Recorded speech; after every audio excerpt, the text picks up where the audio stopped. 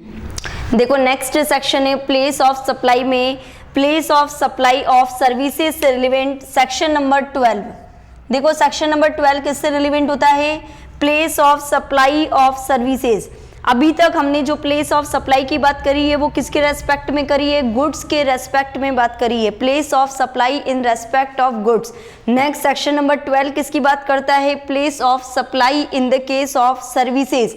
Services के case में place of supply, place of supply in the case of services, place of supply in the case of services, services के case में place of supply.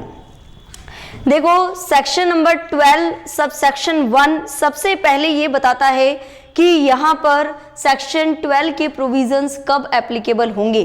Section number 12 sub section 1 आपको क्या बताता है? Applicability of section 12 sub section 12 sub section 1, applicability of section 12। Section 12 कब applicable होता है? Applicability of section 12, section 12 कब एप्लीकेबल होता है? देखो सेक्शन 12 कब एप्लीकेबल होता है? अगर सर्विस रेसिपिएंट और सर्विस प्रोवाइडर, सर्विस रेसिपिएंट और सर्विस प्रोवाइडर अगर दोनों ही इंडिया से हैं, service provider and service recipient both belong to the India, अगर दोनों ही इंडिया से बिलोंग करते हैं तो ही सेक्शन 12 के प्रोविजंस एप्लीकेबल होंगे।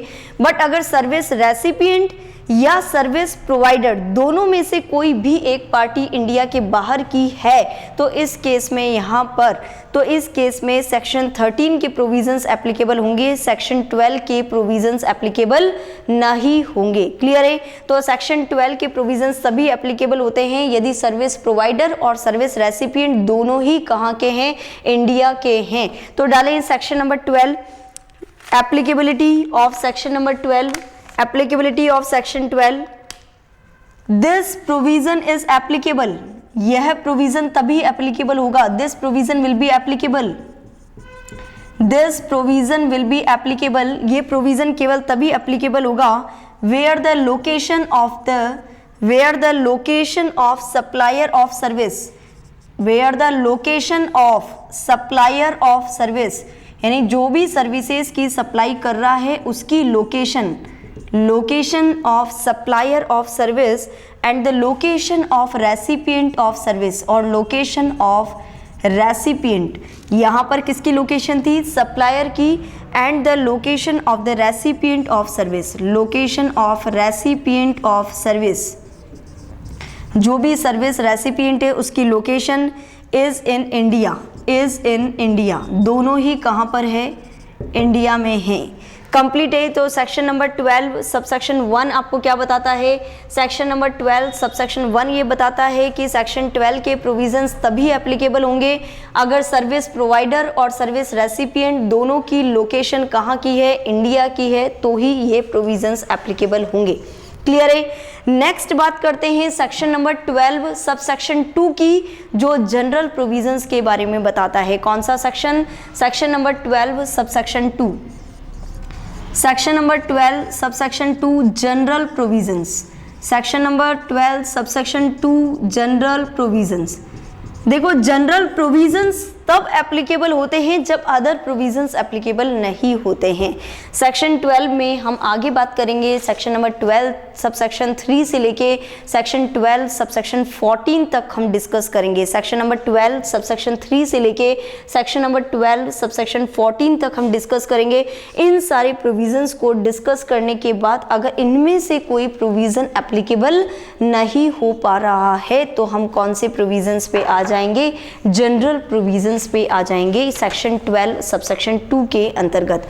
तो सेक्शन 12 सबसेक्शन 2 जनरल प्रोविजन। तो जनरल प्रोविजन में क्या है? जनरल प्रोविजन में है place of supply of services, place of supply of services. अगर यहाँ पर ये जो सर्विसेज है वो किसको दी जा रही है? सबसे पहले आप ये बताएं कि अगर जो सर्विसेज दी जा रही है वो रजिस्टर्ड पर्सन को दी जा रही है या अनरजिस्टर्ड पर्सन को दी जा रही है। सबसे पहले तो आपको क्या देखना है? जो भी सर्विसेज दी जा रही है वो किसको दी जा रही है, रजिस्टर्ड पर्सन को दी जा रही है या अनरजिस्टर्ड पर्सन को दी जा रही है। अगर रजिस्टर्ड पर्सन को सर्विसेज दी जाती है, किसको सर्विसेज दी जाती है, अगर रजिस्टर्ड पर्सन को सर्विसेज दी जाती है तो उस रजिस्टर्ड पर्सन की जो लोकेशन है, उस रजिस्टर्ड पर्सन की जो लोकेशन है, that location will be considered as a place of supply. Clear है? तो यहाँ पर लोकेशन ऑफ सच पर्सन, अगर रजिस्टर्ड पर्सन को सर्विसेज दी जा रही है तो लोकेशन ऑफ सच पर्सन, उस रजिस्टर्ड पर्सन की जो लोकेशन है वो प्लेस ऑफ सप्लाई बन जाएगी। क्लियर है? बट अगर यहाँ पर अनरजिस्टर्ड पर्सन को दी जाती है तो ये देखा जाएगा कि अनरजिस्टर्ड पर्सन का जो एड्रेस है, अनरजिस्टर्ड पर्सन का जो एड्रेस है वो हमारे रिकॉर्ड में एग्जिस्ट है या नहीं है।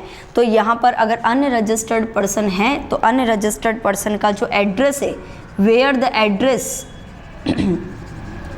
where the address on record, where the address on record exist or other cases, और अदर केसेस। तो देखो अगर रिकॉर्ड में एड्रेस एग्जिस्ट है, यानी क्या अनरजिस्टर्ड पर्सन का क्या एड्रेस है वो पता है, तब तो रेसिपिएंट का एड्रेस। बट अगर यहाँ पर अनरजिस्टर्ड पर्सन जिसको हम सर्विसेज दे रहे हैं उसका एड्रेस नहीं पता है, तब तो सप्लायर का जो एड्रेस है, सप्लायर की जो लोकेशन है वही लोकेशन वहाँ पर कंसीडर होगी। क्लियर है? तो अगर अनरजिस्टर्ड पर्सन का लोकेशन रिकॉर्ड में है तब तो उस पर्सन की location, location of recipient, otherwise location of supplier of service, otherwise location of supplier of service, location of supplier of service. Complete है? यहां तक कंप्लीट है। Section number 12 subsection 2 general provisions. अगर यहां पर सर्विसेज रजिस्टर्ड पर्सन को दी जाती है तब तो उस पर्सन की लोकेशन, परंतु अगर सर्विसेज अनरजिस्टर्ड पर्सन को दी जा रही है तो अनरजिस्टर्ड पर्सन का अगर एड्रेस रिकॉर्ड में है तब तो उस रेसिपिएंट का एड्रेस, और अगर रेसिपिएंट का एड्रेस रिकॉर्ड में नहीं है तो location of supplier of service, location of supplier of service, services के सप्लायर की जो लोकेशन है वो यहाँ पर क्या बन जाएगी, प्लेस ऑफ सप्लाई बन जाएगी। क्लियर है? नेक्स्ट बात करते हैं हम सेक्शन 12 सबसेक्शन 3 से रिलेवेंट। सेक्शन 12 सबसेक्शन 3 से रिलेवेंट। सेक्शन 12(1) में क्या है कि सेक्शन 12 की जो प्रोविजंस है, सेक्शन 12 की जो प्रोविजंस है वो तभी एप्लीकेबल होंगे अगर सर्विस प्रोवाइडर और सर्विस रेसिपिएंट दोनों ही कहाँ के रेजिडेंट है। सर्विस प्रोवाइडर और सर्विस रेसिपिएंट अगर दोनों का लोकेशन विद इन इंडिया है तो सेक्शन 12 के प्रोविजंस है। 12(2) ये बताता है यहाँ पर कि जनरल प्रोविजंस, रजिस्टर्ड पर्सन को अगर आप सर्विसेज देते हो तब तो उसका एड्रेस, अनरजिस्टर्ड पर्सन को देते हो तो अगर उसका रिकॉर्ड अवेलेबल है तब तो उसका एड्रेस, अगर उसका रिकॉर्ड अवेलेबल नहीं है तो इस केस में यहाँ पर location of supplier of service. Clear है? Section 12 subsection 3। Section 12 subsection 3 services in relation to immovable property. Services provided in relation to immovable property, in relation to immovable property, in relation to immovable property। अगर immovable property से संबंधित अगर कोई services दी जाती है, immovable property से संबंधित कोई सर्विसेज दी जाती है तो सेक्शन 12 सबसेक्शन 3 एप्लीकेबल होगा। क्लियर है?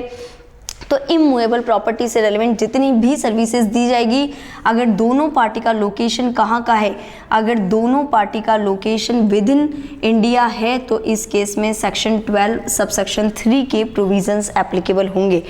देखो इसमें सेक्शन 12 सबसेक्शन 3 में भी 4 प्रोविजंस है। सेक्शन 12 सबसेक्शन 3 में भी 4 प्रोविजंस है। Section 12 subsection 3 subsection A, section 12 subsection 3 subsection A. Second है section 12 subsection 3 subsection B. Third है सेक्शन 12 सबसेक्शन 3 सबसेक्शन सी। और लास्ट है section number 12 subsection 3 subsection D. Complete है। तो सबसे पहले section number 12 subsection 3 subsection A की बात करते हैं। अगर यहाँ पर इमूवेबल प्रॉपर्टी से संबंधित कोई भी सर्विसेज आर्किटेक्ट या इंटीरियर डेकोरेटर या सर्वेयर या इंजीनियर या कोई भी रिलेटेड एक्सपर्ट्स के द्वारा दी जाती है, सेक्शन 12(3)(a) कब एप्लीकेबल होगा? सर्विसेज प्रोवाइडेड इन रिलेशन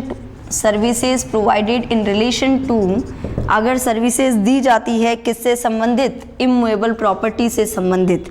कौन दे रहा है सर्विसेज? By architect. सर्विसेज दे कौन रहा है?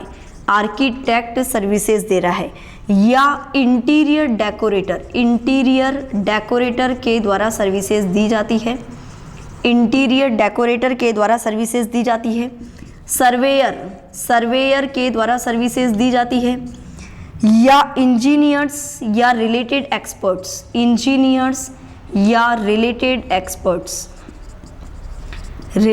एक्सपर्ट्स के द्वारा अगर कोई भी सर्विसेज दी जाती है, या कोई भी इमूवेबल प्रॉपर्टी पे कंस्ट्रक्शन वर्क किया जाता है। कौन करता है कंस्ट्रक्शन वर्क?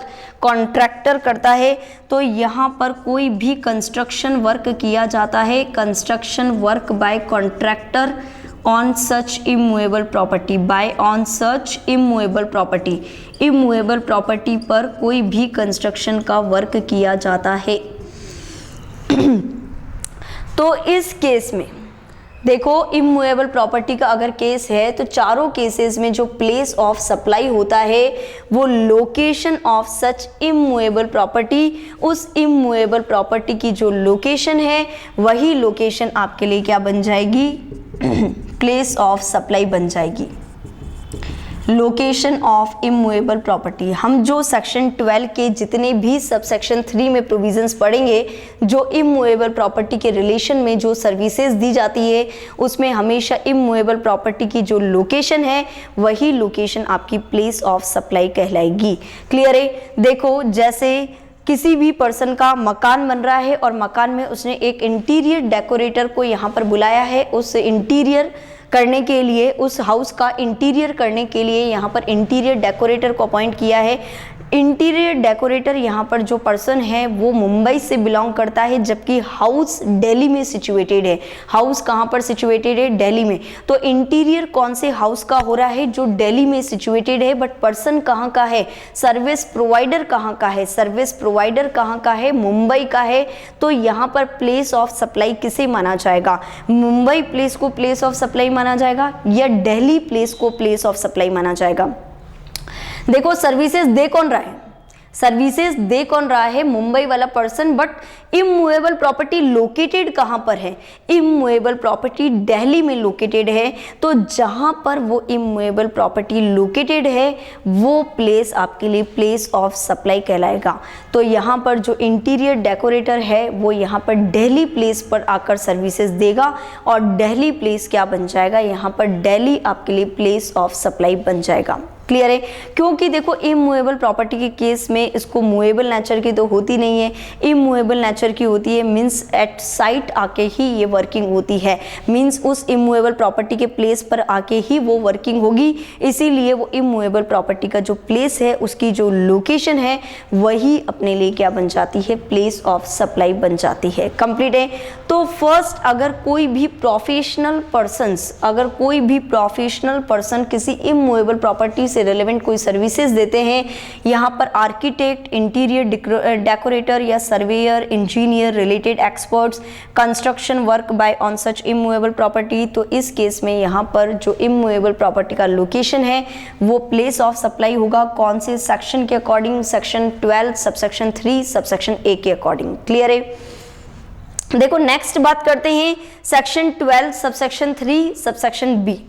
होटल में एकोमोडेशन, अगर आप किसी भी होटल में या इन में या कोई गेस्ट हाउस, कैंप साइट, वहाँ पर एकोमोडेशन पर्पस के लिए जाते हैं, तो वहाँ पर एकोमोडेशन लेते हैं, तो वो जो एकोमोडेशन जिस होटल में लिया जाता है उस होटल का जो प्लेस होता है, उस होटल की जो लोकेशन होती है, वो आपके लिए क्या बन जाती है, प्लेस ऑफ सप्लाई बन जाती है।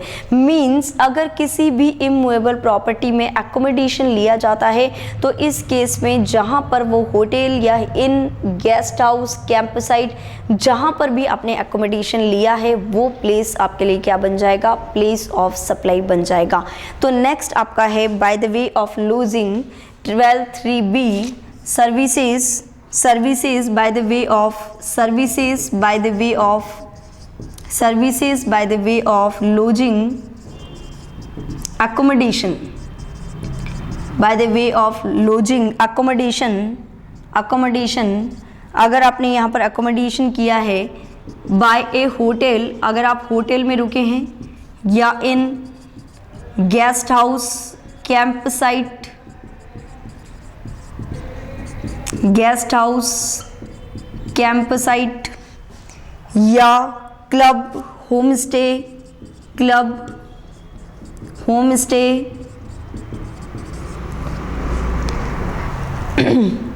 तो इस केस में जहाँ पर ये hotel, inn, guest house, camp site, club, home stay, जो भी यहाँ पर जो लोकेशन है उस इमूवेबल प्रॉपर्टी का, such place will be the place of supply.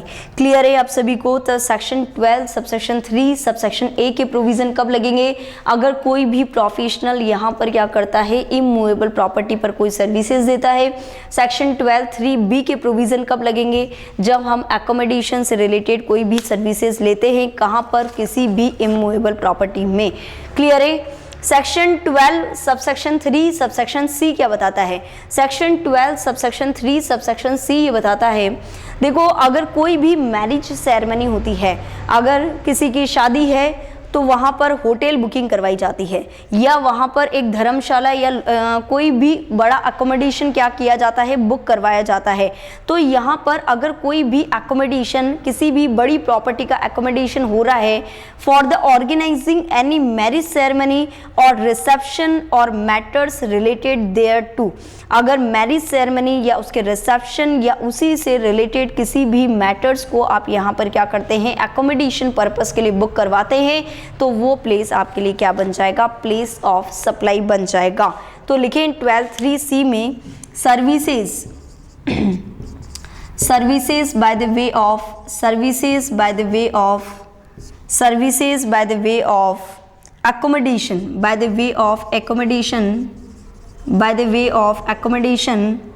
in any immovable property, by the way of accommodation in any immovable property, for organizing any marriage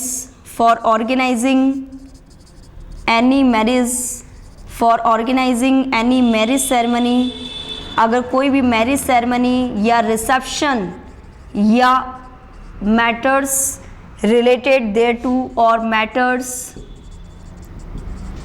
related there to या इसी से संबंधित matters है, तो इस case में यहाँ पर जो इमूवेबल प्रॉपर्टी की लोकेशन है वही लोकेशन आपके लिए क्या बन जाएगी, प्लेस ऑफ सप्लाई बन जाएगी। बट कौन से सेक्शन के अकॉर्डिंग बनेगी? सेक्शन 12 सबसेक्शन 3 सबसेक्शन सी। क्लियर है? अगर यहाँ पर कोई बिजनेस फंक्शंस भी, जैसे बिजनेस कॉन्फ्रेंसेस भी हो रही है, कोई भी ऑफिशियल, सोशल, कल्चरल, रिलीजियस या कोई भी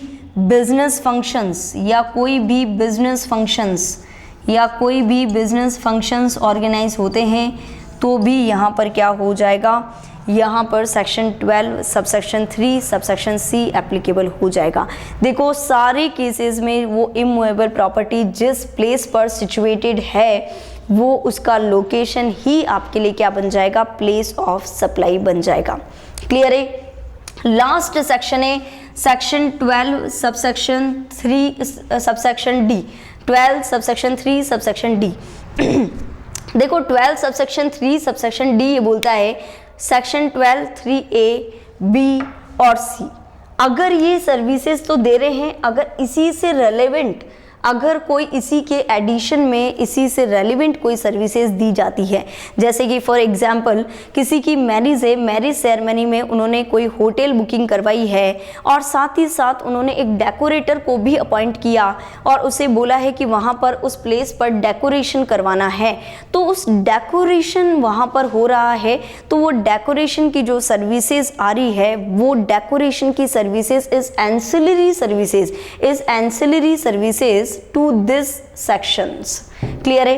तो इन सेक्शन से रिलेवेंट अगर कोई अदर सर्विसेज भी दी जाती है जो साथ में यानी कंपोजिट नेचर की है, साथ में दी जा रही है, तो इस केस में यहाँ पर क्या हो जाएगा, section 12 subsection 3 subsection D applicable हो जाएगा। तो section 12 subsection 3 subsection D, any services ancillary to the services, any services ancillary to the services of a section 12 subsection 3 subsection A B C।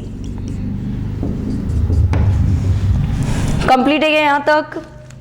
तो सेक्शन 12 सबसेक्शन 3 इसके चारों provisions आपके complete है, 3A 3B 3C 3D complete है। देखो इसी में ही एक और बात हमेशा ध्यान में रखना कि जैसा कि हमने सेक्शन 12 सबसेक्शन 1 में बात करी थी, सेक्शन 12 सबसेक्शन 1 में जो हमने बात करी थी उसमें क्या था कि लोकेशन, किसकी लोकेशन, सर्विस सप्लायर की और सर्विस रेसिपिएंट दोनों की लोकेशन कहां पर होनी चाहिए, विद इन इंडिया होनी चाहिए। अगर दोनों की लोकेशन तो इंडिया में है, means service provider is also belong to India and the service recipient also belong to India, but such immovable property is located outside India. But वो इमूवेबल प्रॉपर्टी कहाँ पर लोकेटेड है, इंडिया के बाहर located है। तो इस केस में प्लेस ऑफ सप्लाई क्या होगा? देखो अगर इमूवेबल प्रॉपर्टी इंडिया के बाहर लोकेटेड है तो इस केस में रेसिपिएंट का जो प्लेस है, इस केस में जो रेसिपिएंट का प्लेस है that place will be considered as a place of supply, तो उस प्लेस को प्लेस ऑफ सप्लाई माना जाएगा। क्लियर है? तो ये भी नोट डाल के आप लिख लें, if the immovable property is situated outside India, if the immovable property is situated outside India, अगर immovable property इंडिया के बाहर situated है, then in such case the place of supply will be the place of recipient, will be the place of recipient।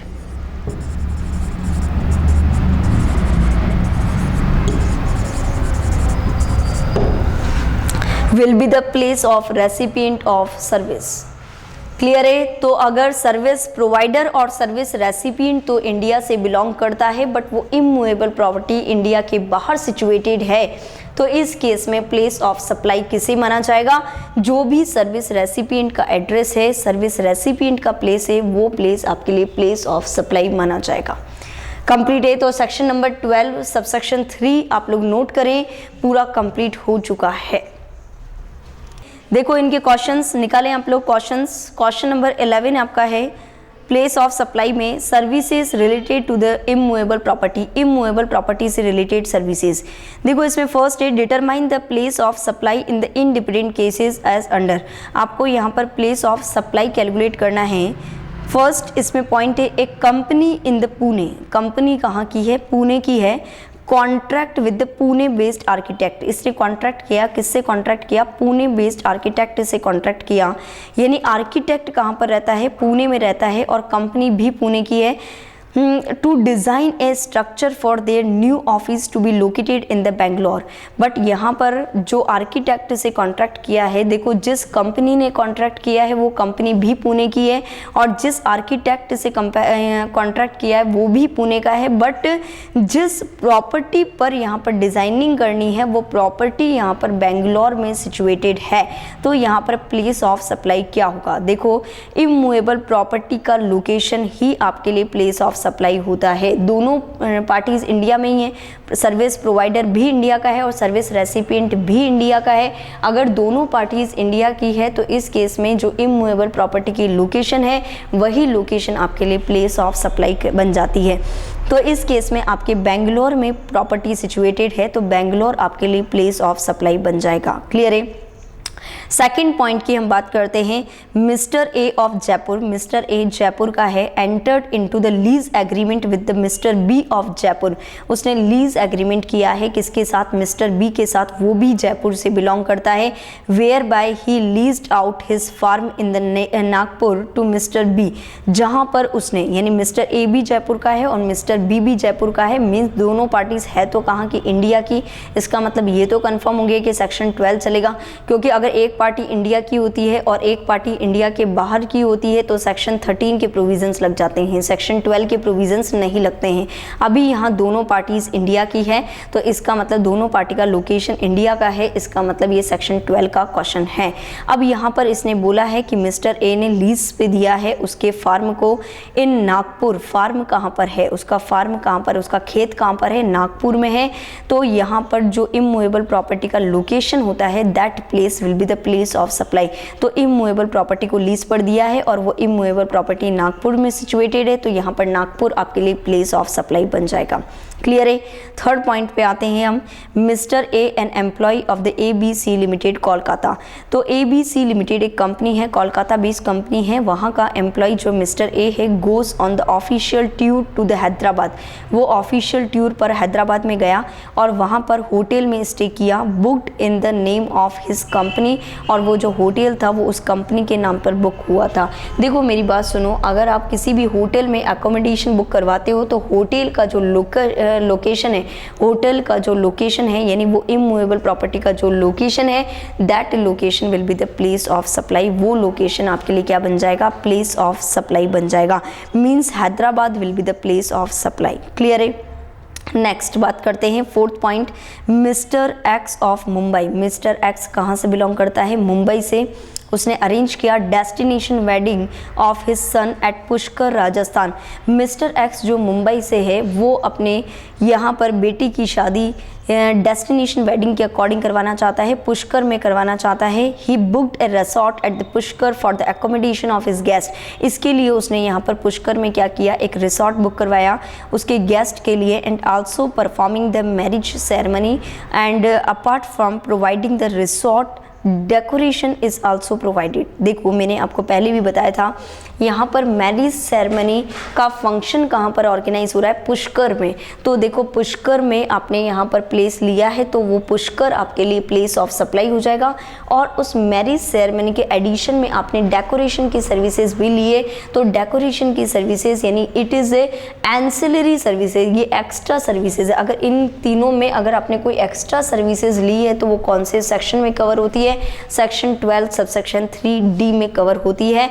पर section 12 3D भी यही बताता है कि अगर इनसे रिलेवेंट कोई एक्स्ट्रा सर्विसेज इन्हीं प्लेस पर दी गई है तो उस इमूवेबल प्रॉपर्टी की लोकेशन ही आपके लिए प्लेस ऑफ सप्लाई बन जाएगी। क्लियर है। तो मीन्स यहाँ पर जो पुष्कर है, पुष्कर राजस्थान, वही आपके लिए प्लेस ऑफ सप्लाई रहेगा।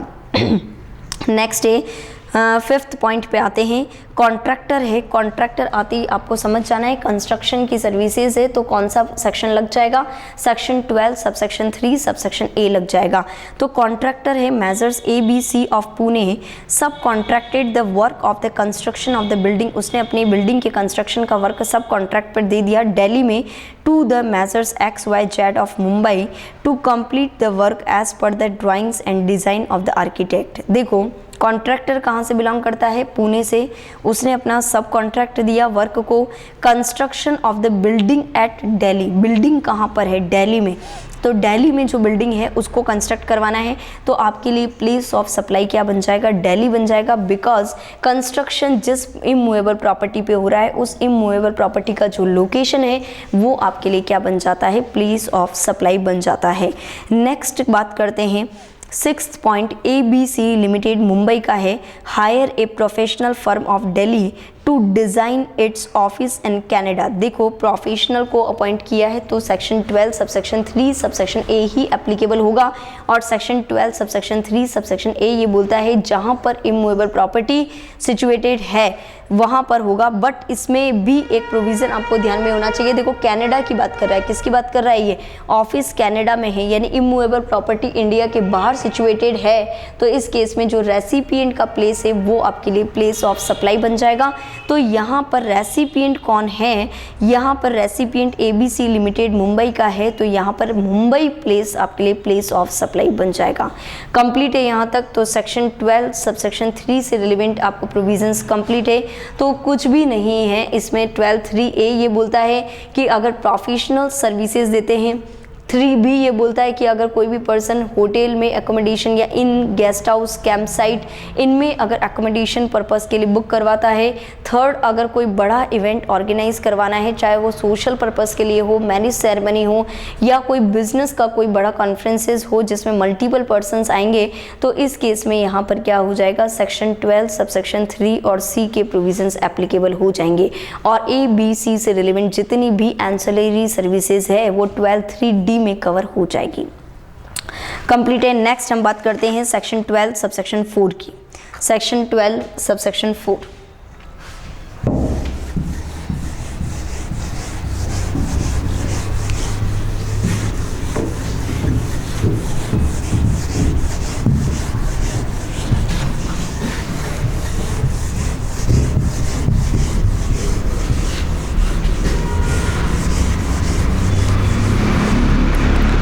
देखो सेक्शन 12 सबसेक्शन 4 आपको क्या बताता है कि अगर कोई भी रेस्टोरेंट या कैटरिंग की सर्विसेज है, या पर्सनल ग्रूमिंग की कोई सर्विसेज है, फिटनेस सर्विसेज है, ब्यूटी ट्रीटमेंट या हेल्थ सर्विसेज है, including the cosmetic and plastic surgery, तो इस केस में जिस लोकेशन पर वो सर्विसेज एक्चुअल में परफॉर्म की जाएगी वो सारी उस लोकेशन को अपन यहाँ पर क्या मानेंगे, प्लेस ऑफ सप्लाई मानेंगे।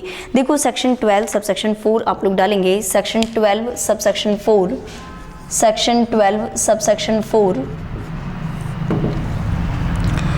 Services related to the restaurant. अगर रेस्टोरेंट या कैटरिंग की सर्विसेज है, restaurant and catering services, restaurant and catering services, restaurant या कैटरिंग की कोई सर्विसेज है, या पर्सनल ग्रूमिंग की कोई सर्विसेज है, पर्सनल ग्रूमिंग की कोई सर्विसेज है, पर्सनल ग्रूमिंग की सर्विसेज है, या फिर फिटनेस ब्यूटी ट्रीटमेंट, फिटनेस है, ब्यूटी ट्रीटमेंट की सर्विसेज है, ब्यूटी ट्रीटमेंट की सर्विसेज, या हेल्थ सर्विसेज।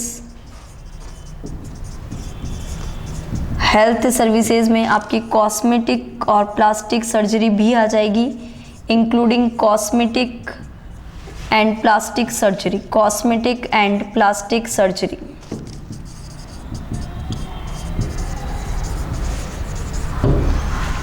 तो अगर सेक्शन 12 सबसेक्शन 4 ये बताता है कि अगर रेस्टोरेंट या कैटरिंग की सर्विसेज है, या पर्सनल ग्रूमिंग की सर्विसेज है, fitness beauty treatment health services है, तो इन केसेस में जिस प्लेस पर जिस लोकेशन पर सर्विसेज एक्चुअली परफॉर्म्ड की गई है that place will be the place of supply. तो यहाँ पर प्लेस ऑफ सप्लाई किसको मानेंगे, the place where the services are actually performed, the place where the services are actually performed, जिस प्लेस पर सर्विसेज एक्चुअली परफॉर्म्ड की गई है वो प्लेस आपके लिए प्लेस ऑफ सप्लाई बन जाएगा। कंप्लीट है। तो सेक्शन 12 सबसेक्शन 4 जिसमें अगर आप रेस्टोरेंट, पर्सनल ग्रूमिंग, जहाँ पर आपको फिजिकली प्रेजेंट होना होता है, तो जहाँ पर एक्चुअल में वो सर्विसेज दी जाती है, तो वो प्लेस आपके लिए क्या बन जाएगा, प्लेस ऑफ सप्लाई बन जाएगा। क्लियर है। तो सेक्शन नंबर 12 सबसेक्शन 4 कंप्लीट है। सेक्शन 12 सबसेक्शन 5 आप लोग डालेंगे, section 12 subsection 5 services in relation to the training and performance appraisal. Training and performance appraisal, देखो इसमें क्या होता है, जैसे एक कंपनी है, मान लेते हैं एक कंपनी है A लिमिटेड, मुंबई की कंपनी है, उसने KPMG अहमदाबाद को ऑफ़र किया कि आप हमारे यहाँ पर हमारी कंपनी के एम्प्लॉयज़ को इंड एयर्स के बारे में ट्रेन करके जाएं। कंपनी कहाँ से बिलोंग करती है? मुंबई से।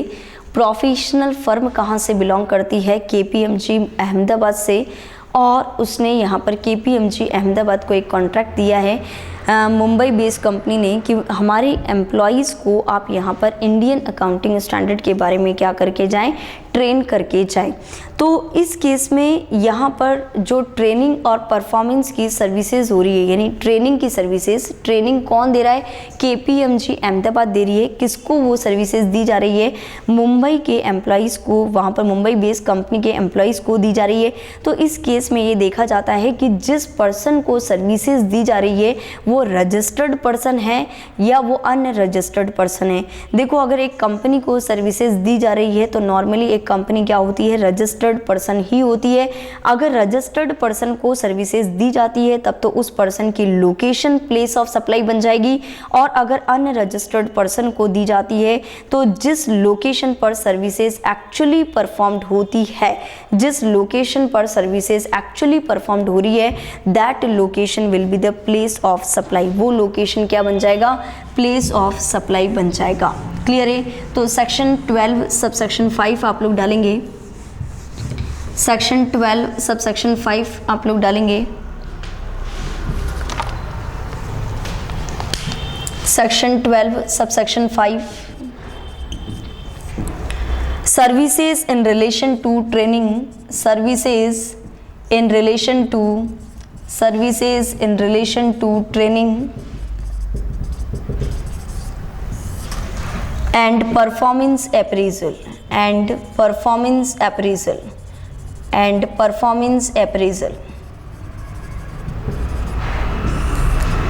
किसको दी जा रही है ये services? Services provided to registered person. अगर ये सर्विसेज किसको दी जा रही है? रजिस्टर्ड पर्सन को दी जा रही है। किसको दी जा रही है? रजिस्टर्ड पर्सन को। तब तो उस रजिस्टर्ड पर्सन की लोकेशन ऑफ सच पर्सन, उस पर्सन की लोकेशन। और अगर ये सर्विसेज जो है, और ये जो सर्विसेज है अगर वो प्रोवाइड करवाई जा रही है, किसको प्रोवाइड करवाई जा रही है? अनरजिस्टर्ड पर्सन को प्रोवाइड करवाई जा रही है। किसको प्रोवाइड करवाई जा रही है? अनरजिस्टर्ड पर्सन को प्रोवाइड करवाई जा रही है। तो location where the services are actually performed, the location where the services are actually performed.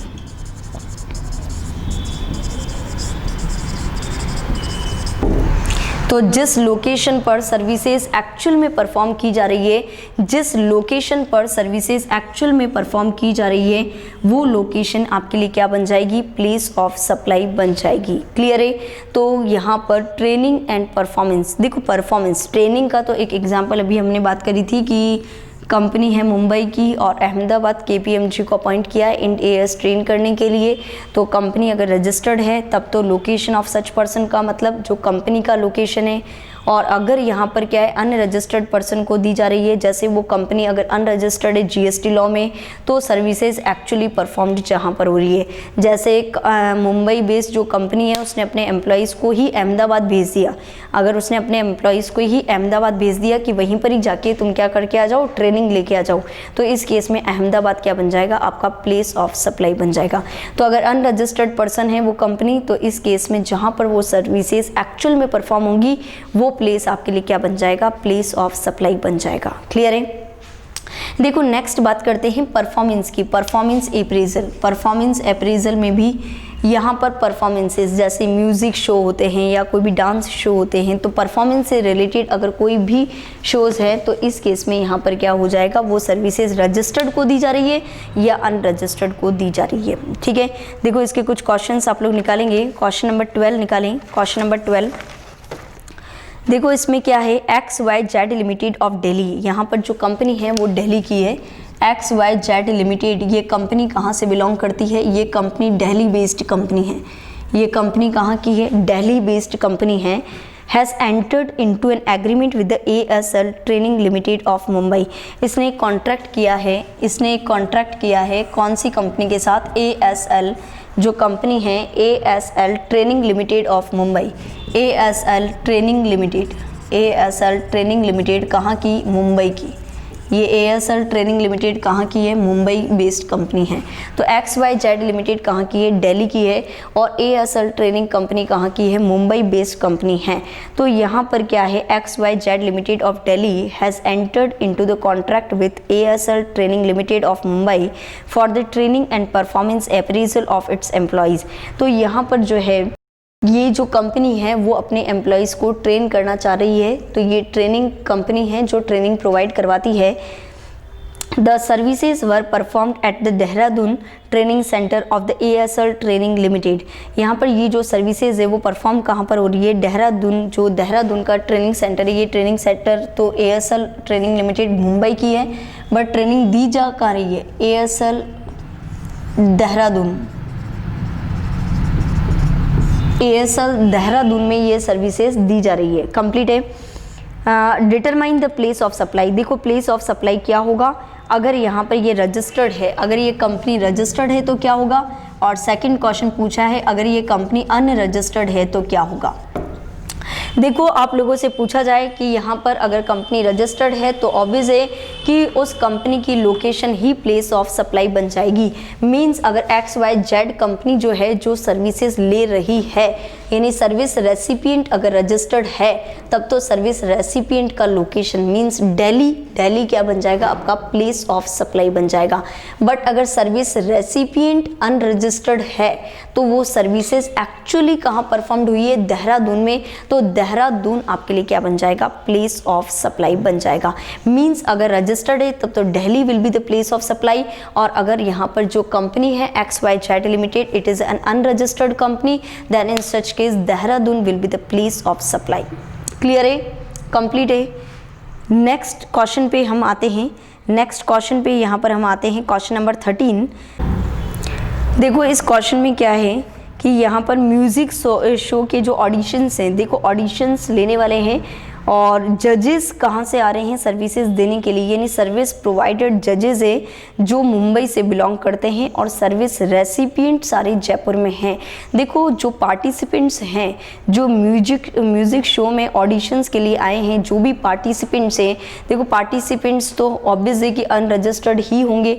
तो पार्टिसिपेंट्स अगर अनरजिस्टर्ड हैं और यहाँ पर जो जजेस मुंबई से यहाँ पर यंग एस्पायरेंट्स के लिए आए हैं, तो इस केस में सर्विसेज एक्चुअली में परफॉर्म्ड जयपुर में हो रही है, क्योंकि मुंबई वाले जजेस कहाँ पर आए हैं? जयपुर में आए हैं। तो इस केस में जयपुर क्या हो जाएगा? आपका प्लेस ऑफ सप्लाई बन जाएगा। क्लियर है? तो आपकी सेक्शन नंबर 12 सबसेक्शन 1 से लेके सेक्शन नंबर 12 सबसेक्शन 5 तक कंप्लीट है। वापस से एक बार रिवाइज करते हैं। सेक्शन नंबर 12 सबसेक्शन 1 आपको ये बताता है जनरल प्रोविजंस, यानी सेक्शन 12 सबसेक्शन 1 आपको एप्लीकेबिलिटी के बारे में बताता है कि यहाँ पर सेक्शन 12 के प्रोविज़न तभी एप्लीकेबल होते हैं जब सर्विस प्रोवाइडर और सर्विस रेसिपिएंट दोनों का लोकेशन इंडिया है। 12(2) जनरल प्रोविजंस, इसमें अगर आप सर्विसेज यानी सर्विस रेसिपिएंट जो है वो रजिस्टर्ड है या अनरजिस्टर्ड है। अगर सर्विस रेसिपिएंट जो है वो रजिस्टर्ड है तब तो उस रेसिपिएंट का एड्रेस जो होएगा वो प्लेस ऑफ सप्लाई हो जाएगा। अगर वो सर्विस रेसिपिएंट अनरजिस्टर्ड है तो उस अनरजिस्टर्ड पर्सन का अगर अपने पास एड्रेस है रिकॉर्ड में तब तो उस रेसिपिएंट का लोकेशन, और अदर केसेस है तो सप्लायर ऑफ सर्विस का लोकेशन। क्लियर है? 12(3) में अपन ने बात करी थी ABCD, जिसमें इमूवेबल प्रॉपर्टी का है। फर्स्ट प्रोफेशनल्स दे रहे हैं, सेकंड आप कहीं पर पर्टिकुलर एकोमोडेशन के लिए जा रहे हैं, और थर्ड आपके यहाँ पर कोई मैरिज सेरेमनी या कोई सोशल कल्चरल या कोई भी यहाँ पर इवेंट ऑर्गेनाइज करवाना है आपको उस इमूवेबल प्रॉपर्टी पर। तो इस केस में यहाँ पर 12(3) आएगा, और ABC से रिलेवेंट जितनी भी एंसिलरी सर्विसेज है वो 12D में आ जाएगी आपकी। क्लियर है? 12 सबसेक्शन 4 में आपका यहाँ पर है रेस्टोरेंट कैटरिंग की services, personal grooming, fitness, beauty treatment और जितनी भी हेल्थ से रिलेटेड सर्विसेज है, जिसमें कॉस्मेटिक और प्लास्टिक सर्जरी को भी इंक्लूड कर रखा है। तो इस केस में जहां पर सर्विसेज एक्चुअल में परफॉर्म्ड होगी। 12 सबसेक्शन 5 में अगर आप कहीं पर ट्रेनिंग देने जाते हैं या फिर आप कहीं पर परफॉर्मेंसेस के लिए यहाँ पर उनको अप्रेजल करना चाहते हैं, यानी उनका परफॉर्मेंस को अप्रेज यानी इवेल्यूएट करने जाते हैं, तो इस केस में जो सर्विस रेसिपिएंट है वो रजिस्टर्ड है, तब तो लोकेशन ऑफ रेसिपिएंट और अगर अनरजिस्टर्ड है तो location where the services are actually performed. Clear है। नेक्स्ट हम बात करेंगे सेक्शन नंबर 12 सबसेक्शन 6। नेक्स्ट बात करते हैं सेक्शन 12 सबसेक्शन 6।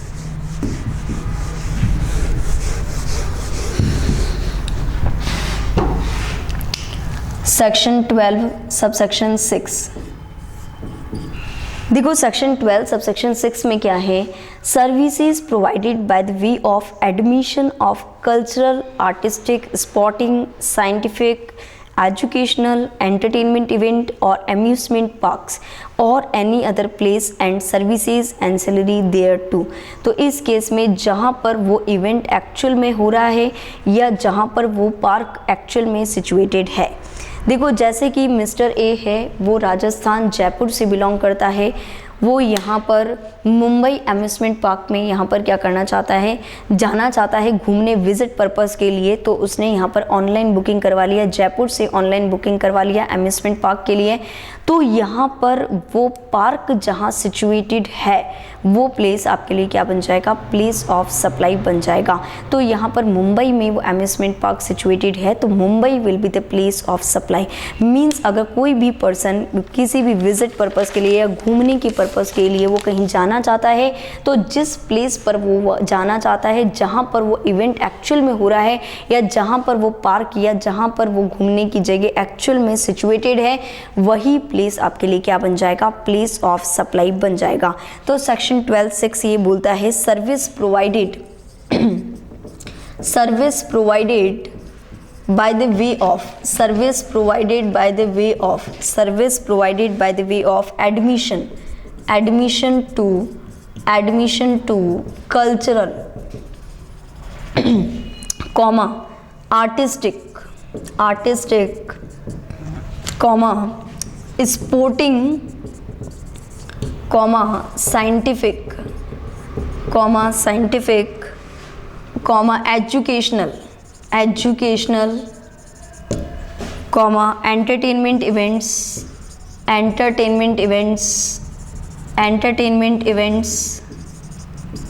और amusement park। तो इस केस में place where the event is actually held, जहाँ पर इवेंट एक्चुअल में क्या हो रहा है, हेल्ड हो रहा है, where the event is actually held और where the park is located, जहाँ पर वो पार्क क्या है, लोकेटेड है, वो प्लेस आपके लिए क्या है, प्लेस ऑफ सप्लाई बन जाएगा। वो प्लेस आपके लिए क्या बन जाएगा, प्लेस ऑफ सप्लाई बन जाएगा। कंप्लीट है, यहाँ तक आप लोग नोट करें, कंप्लीट है यहाँ तक। देखो क्वेश्चन नंबर 14 की हम बात करते हैं। Question number 14, admission to events. Mister X of Mumbai purchase the online ticket for the Wonderla water park in the Bangalore, determine the place of supply. देखो मिस्टर एक्स कहाँ का है, मुंबई का है और उसने ऑनलाइन टिकट्स परचेज़ किए हैं, वो एक बेंगलोर में वाटर पार्क है वहाँ पर जाना चाहता है। तो इस केस में यहाँ पर वो जिस भी अम्यूजमेंट पार्क में या एंटरटेनमेंट इवेंट्स में जाना चाहता है तो वो पार्क जहाँ पर लोकेटेड है, तो इस केस में पार्क बेंगलोर में लोकेटेड है तो यहाँ पर प्लेस ऑफ सप्लाई क्या हो जाएगा, बेंगलोरो यहाँ पर प्लेस ऑफ सप्लाई हो जाएगा। तो अकॉर्डिंग टू सेक्शन 12 सबसेक्शन 6 के according place of supply of services, अगर यहाँ पर एडमिशन हो रहा है टू द एंटरटेनमेंट इवेंट और amusement park, then in such case place of supply will be the place where the park is located. और in the given question यहाँ पर पार्क बेंगलोर में लोकेटेड है तो Bangalore will be the place of supply. Clear है। Next question number 15 की हम बात करते हैं। एडमिशन टू इवेंट से related mister A of Pune. Mister A कहाँ से बिलोंग करता है, पुणे से बिलोंग करता है। उसने ऑनलाइन बुक कराया for the tiger safari at the Ranthambore national park. वो रणथंभौर नेशनल पार्क में टाइगर सफारी के लिए उसने ऑनलाइन बुकिंग करवा ली और उसके लिए साथ ही साथ उस टाइगर सफारी के लिए उसने यहाँ पर क्या किया, जीप भी हायर कर ली ताकि वो यहाँ पर क्या कर सके, to be taken around for the safari. Determine the place of supply for the services. देखो मेन तो उसका जो ऑब्जेक्टिव है वो रणथंभौर नेशनल पार्क में टाइगर सफारी पे जाना चाहता है। तो उसके लिए यहाँ पर जो प्लेस है जहाँ पर वो इवेंट होगा, जहाँ पर वो इवेंट होगा, जहाँ पर वो प्लेस, जहाँ पर वो घूमने जाना चाहता है, वो प्लेस आपके लिए क्या बन जाएगा, प्लेस ऑफ सप्लाई बन जाएगा। और जो उसने जीप हायर करी है दैट इज़ एंसिलरी एक्टिविटीज़, यानी वो टाइगर सफारी के लिए ही उसने जीप हायर करी है। तो यहाँ पर अगर आप घूमने के लिए अगर कोई एंसिलरी सर्विसेज भी लेते हो तो भी वो यहाँ पर मेन सर्विस के अंदर ही कवर होगी। मीन्स जो उसने जीप हायर करी है उसके लिए भी प्लेस ऑफ सप्लाई रणथंभौर ही कहलाएगा, because these services are related to the main services. क्योंकि ये जो एडिशनल उसने सर्विसेज ली है हायरिंग ऑफ जीप की, वो यहाँ पर क्या है, मेन सर्विसेज के लिए है। अगर मेन सर्विसेज के लिए कोई एडिशनल सर्विसेज ली जाती है तो वो एडिशनल सर्विसेज का प्लेस ऑफ सप्लाई भी मेन सर्विसेज का जो प्लेस ऑफ सप्लाई है वही रहेगा। क्लियर है? तो इन दोनों केसेस में यहाँ पर क्या हो जाएगा, इन दोनों केसेस में आपके लिए प्लेस ऑफ सप्लाई रणथंभौर हो जाएगा राजस्थान। क्लियर है? तो आपका 12 सबसेक्शन 6 भी कंप्लीट है। 12 सबसेक्शन 1 जिसमें दोनों पार्टीज इंडिया में है, 12(2) जनरल प्रोविजन, 12(3) इमूवेबल प्रॉपर्टी, 12(4) आपके यहाँ पर जो रेस्टोरेंट से रिलेटेड सर्विसेज है, कैटरिंग से रिलेटेड सर्विसेज है, 12 सबसेक्शन 5 जिसमें हमने training and performance appraisal, 12 subsection 6 जहाँ पर एडमिशन टू द कल्चरल और आर्टिस्टिक, स्पोर्टिंग या किसी भी इवेंट में आप अपना एडमिशन यानी वहाँ पर देखने जाना चाहते हो, वहाँ घूमने जाना चाहते हो, तो एक्चुअल में वो प्लेस जहाँ पर है या जहाँ पर एक्चुअल में वो इवेंट हो रहा है वो प्लेस ऑफ सप्लाई हो जाएगा। क्लियर है? नेक्स्ट बात करते हैं सेक्शन 12 सबसेक्शन 7 की। नेक्स्ट बात करते हैं सेक्शन 12 सबसेक्शन 7।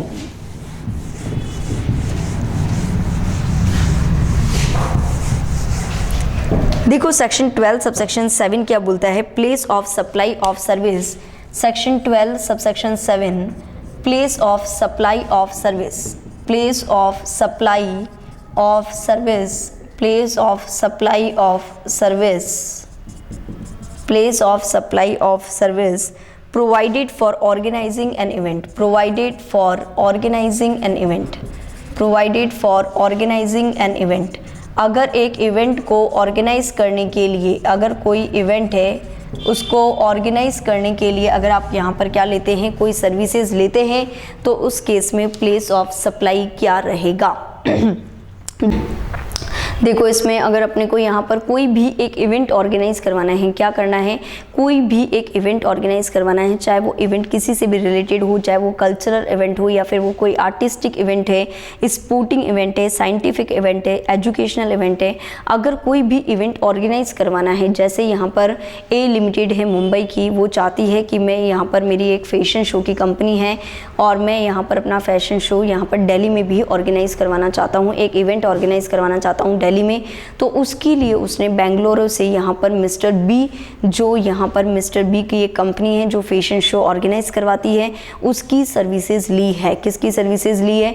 यहाँ पर मिस्टर बी बेंगलुरु की सर्विसेज ली है। दिल्ली में इवेंट करवाना है। कहाँ पर इवेंट करवाना है?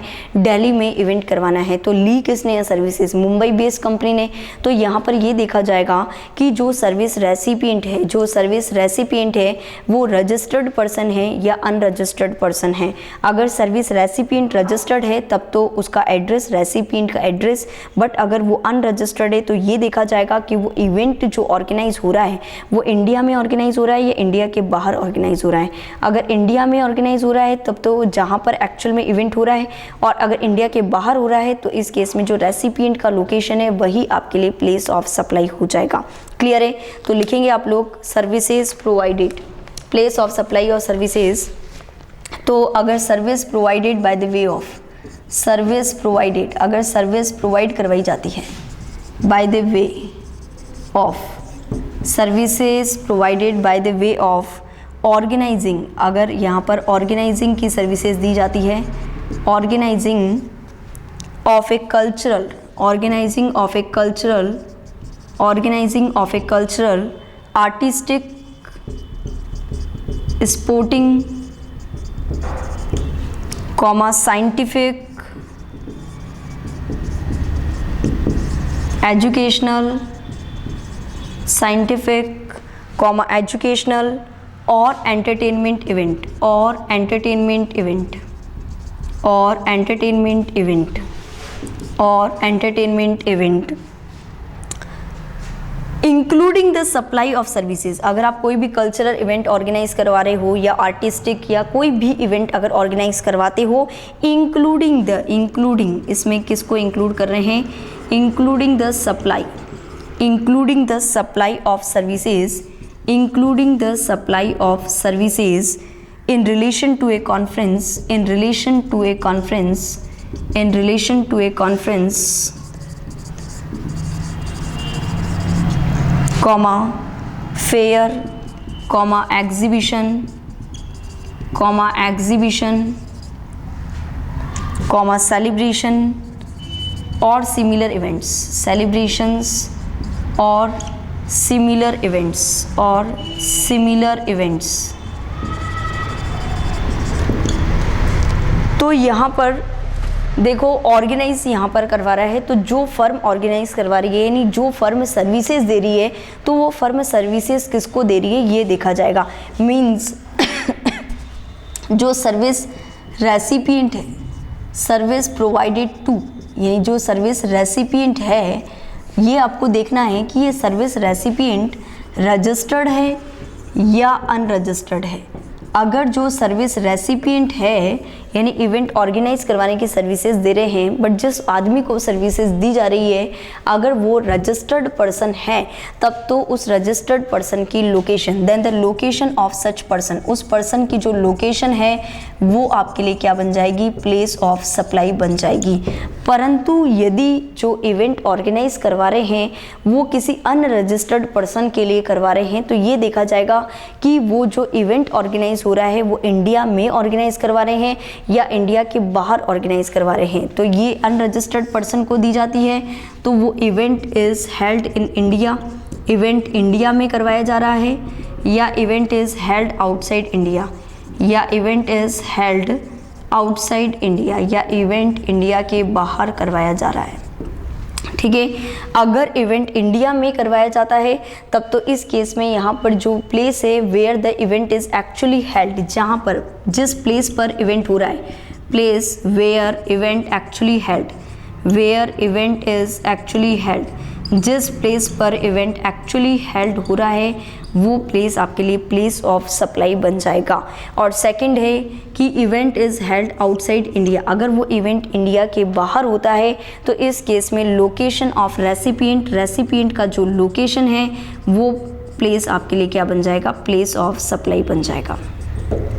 कंप्लीट है। तो अगर आप यहाँ पर किसी भी पर्सन का इवेंट ऑर्गेनाइज करवाते हो तो जिस भी पर्सन वो सर्विसेज ले रहा है, यानी जिस भी पर्सन को इवेंट ऑर्गेनाइजेशन की सर्विसेज दी जा रही है, अगर वो रजिस्टर्ड है या अनरजिस्टर्ड है, रजिस्टर्ड है तब तो उस पर्सन की लोकेशन, और अनरजिस्टर्ड है तो अगर वो इवेंट इंडिया में हेल्ड होता है तब तो यहाँ पर जहाँ पर एक्चुअल में इवेंट हो रहा है, अगर इंडिया के बाहर इवेंट होता है तो इस केस में रेसिपिएंट का लोकेशन आपके लिए क्या बन जाएगा, प्लेस ऑफ सप्लाई बन जाएगा। क्लियर है।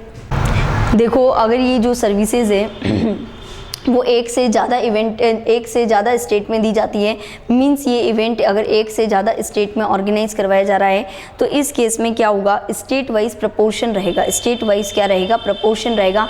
या तो पहले से ही कॉन्ट्रैक्ट हो जाता है कि किस स्टेट में कितना प्रपोर्शन रहेगा, मींस जैसे आपसे 1 लाख रुपीज़ का एक टिकट है, आपसे लिया है 1 लाख रुपीज़ का, और उसमें पहले से स्पेसिफाइड कर दिया कि 30% राजस्थान में रहेगा, 30% दिल्ली में रहेगा और 40% मुंबई में रहेगा। मींस स्टेट वाइज पहले से ही जो प्रपोर्शन है वो लिखा हुआ है।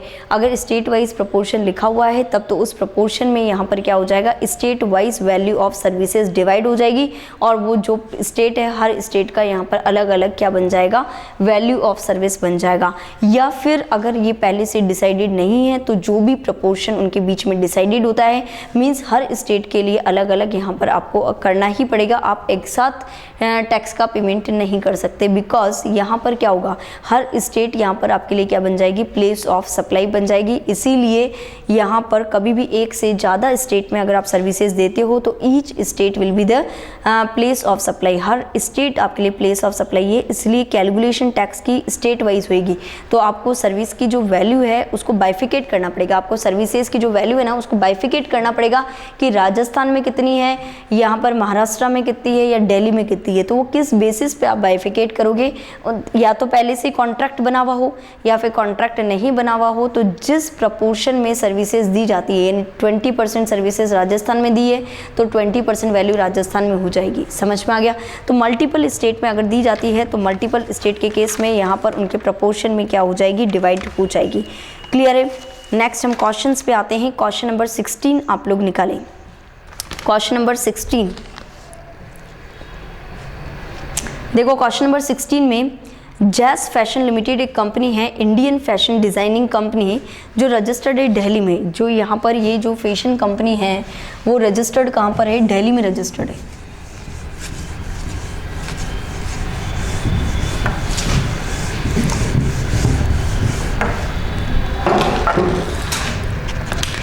ये जैस फैशन कंपनी है, ये जैस फैशन कंपनी है।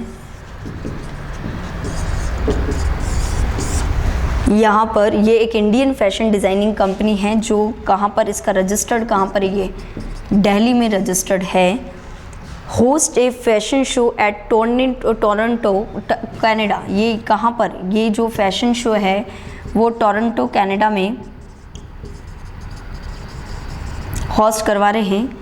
The firm receive the services of ABC limited of Mumbai, यानी जैस फैशन लिमिटेड जो दिल्ली की है उसे टोरंटो कनाडा में अपना फैशन शो ऑर्गेनाइज करवाना है और उसके लिए उसने ABC लिमिटेड मुंबई की सर्विसेज ली है। किसकी सर्विसेज ली है, ABC लिमिटेड मुंबई की सर्विसेज ली है। मीन्स ये सर्विस प्रोवाइडर है, ये तो सर्विस प्रोवाइडर है और ये सर्विस रेसिपिएंट है। ठीक है, क्लियर है। तो यहाँ पर determine the place of supply of services provided bye ABC limited. यहाँ पर ये जो सर्विस प्रोवाइडर है इसने जो सर्विसेज दी है उसका प्लेस ऑफ सप्लाई क्या रहेगा। देखो यहाँ पर आपको सबसे पहले ये देखना है कि जो रेसिपिएंट है वो रजिस्टर्ड है या अनरजिस्टर्ड है। तो अगर रेसिपिएंट जैस फैशन लिमिटेड अगर रेसिपिएंट अगर रजिस्टर्ड है तब तो इसका लोकेशन दिल्ली लोकेशन, अगर ये रजिस्टर्ड है तब तो क्या हो जाएगा, रजिस्टर्ड है तब तो लोकेशन ऑफ रेसिपिएंट यानी दिल्ली आपके लिए प्लेस ऑफ सप्लाई बन जाएगा। बट अगर यहाँ पर जैस फैशन लिमिटेड क्या है, अनरजिस्टर्ड है। क्या है, अनरजिस्टर्ड है। तो अनरजिस्टर्ड है तो ये देखो इवेंट इंडिया में हो रहा है या इवेंट इंडिया के बाहर हो रहा है। देखो कनाडा में इवेंट हो रहा है यानी इवेंट इंडिया के बाहर हो रहा है। तो अगर इवेंट इंडिया के बाहर होता है तो इस केस में जो रेसिपिएंट का प्लेस होता है, रेसिपिएंट कहाँ का है, दिल्ली का, तो रेसिपिएंट का जो प्लेस है वो आपके लिए प्लेस ऑफ सप्लाई बन जाएगा। यानी चाहे वो रजिस्टर्ड हो या अनरजिस्टर्ड हो, दोनों ही केसेस में अभी कहाँ पर बन रहा है आपका place of supply, Delhi will be the place of supply. Complete है यहाँ तक।